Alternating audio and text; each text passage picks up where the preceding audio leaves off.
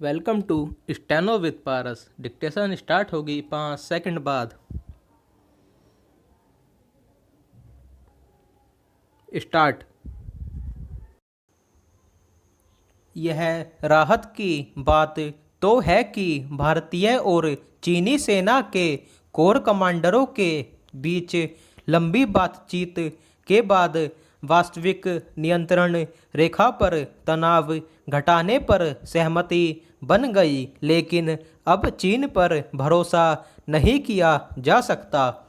ध्यान रहे, इसी तरह की सहमति 6 जून को भी बनी थी, लेकिन सबको पता है कि 15 जून को चीनी सेना ने गलवान घाटी में किस तरह धोखे से हमारे सैनिकों को निशाना बनाया।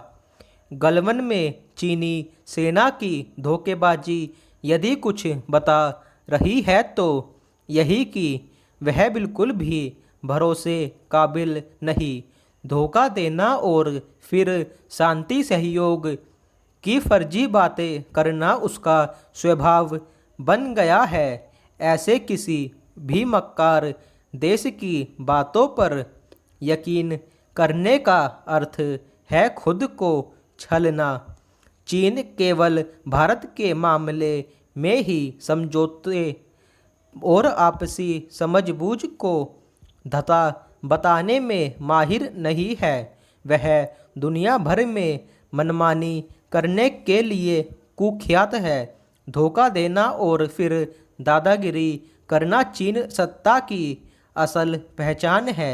उसकी इस दादागिरी से उसके अनेक पड़ोसी देश ही नहीं, अन्य देश भी त्रस्त हैं।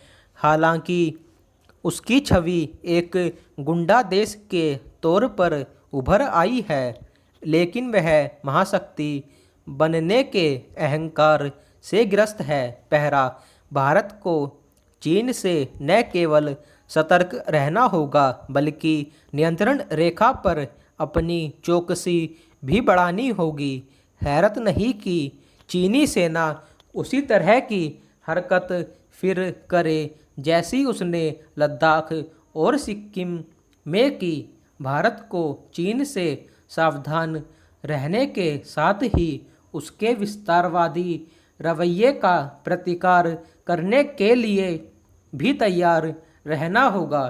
चीन के प्रतिकार का सबसे सही तरीका यही है कि भारत खुद को आर्थिक रूप में सबल बनाए। आत्मनिर्भर भारत अभियान को वास्तव में जमीन पर उतारने का काम और तेज किया जाना चाहिए।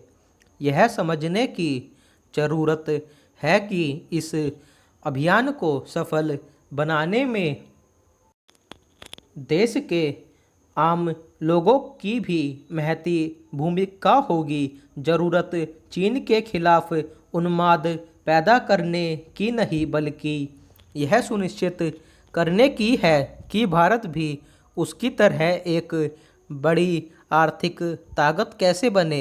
इसकी अनदेखी नहीं की जानी चाहिए कि चीन एक बड़ी ताकत केवल अपनी आर्थिक नीतियों से ही नहीं, बल्कि अपने लोगों के समर्पण और अनुशासन के कारण भी बना।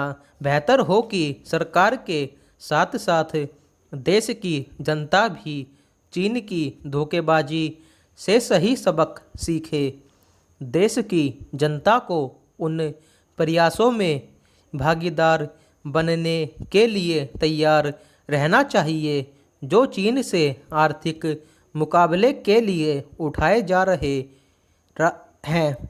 राजनीतिक वर्ग को भी चाहिए कि वह जनता के उस आक्रोश को दिशा दे जो चीन के प्रति उभर आया है। स्टॉप।